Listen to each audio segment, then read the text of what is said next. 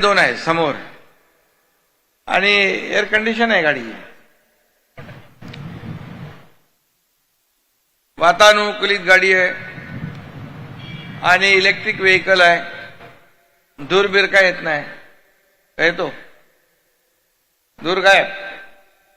त्यामुळे प्रदूषण गायब, प्रदूषण कमी होणार,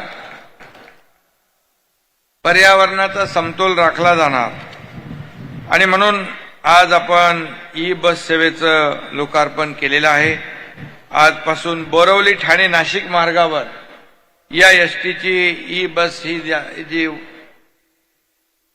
सेवा आहे ती धावणार आहे. टप्प्याटप्प्याने राज्यभरामध्ये आपण या सेवा देण्याचा निर्धार केलेला आहे. कारण एसी सेवा, इलेक्ट्रिक व्हेकल सेवा, केंद्र सरकारचं पण धोरण तेच आहे की केंद्र सरकार जे आपल्याला देतं ना वाहनं, आता काहीतरी माझ्या माहितीप्रमाणे प्रत्येक कॉर्पोरेशन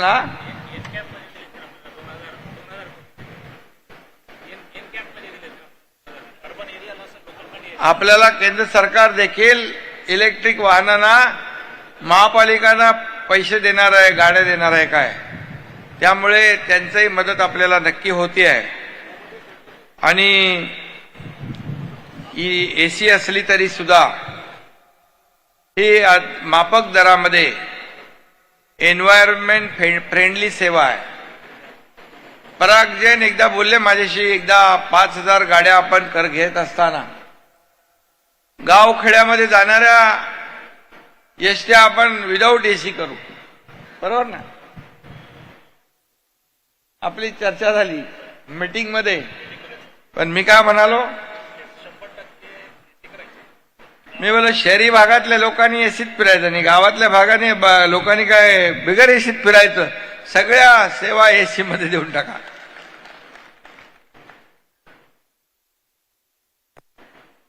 शेवटी आपलं सर्वसामान्यांच्या साठी असलेलं सरकार आहे आणि म्हणून चांगल्या सुविधा आपल्या सर्वसामान्य लोकांना मिळाल्या पाहिजे ही भावना मनामध्ये ठेवली. या बसचं तिकीट सध्याचे आपल्या हिरकणी बस सारखंच आहे का जास्ती आहे? शिवशाही परवडेल ना लोकांना. नाही तर मग एसटी आपल्या 50% सवलत दिली आपण महिलांना, 50% सवलत महिलांना दिली. आता एसट्या फुल होत चालल्यात की नाही, भरतात ना एसटी. महिला भगिनी सांगते आपल्या पतीला, तुम्ही थांबा घरी, मी अर्ध्या तिकिटात बाजार करून येते. आणि मोठ्या प्रमाणावर एसटी मध्ये आज महिलांचं वाहतूक होत. नक्की येतं, प्रवास करतायत ना महिला. अरे बाबांनो, म्हणजे आपण घेतलेला निर्णय फायद्याचा आहे. एसटीलाही फायदा झालाय. अजून कमी करायचे का? एसटी पण चालली पाहिजे आपली. आणि ज्येष्ठांना देखील आपण 65 आणि 75 मध्ये पण काय सूट दिली ना. 75च्या वर लोकांना फ्री, 65 ते 75 50% आणि 75च्या वरचे फ्री. आता त्यावेळेस लोक म्हणाले अरे कुठं प्रवास करणार आहे.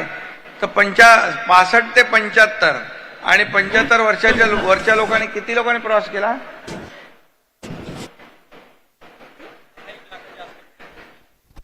हा 10 लाख. 10 लाख नाही, तुमचा आकडा कमी आहे. खूप मोठ्या प्रमाणावर प्रवास केला लोकांनी. कारण त्यांना गावाच्या तालुक्याच्या पातळीवर जायचंय, कुठे वैद्यकीय तपासणी करायचंय, हॉस्पिटलला जायचंय. खिशात पैसे नसले की विचार करायला लागायचो.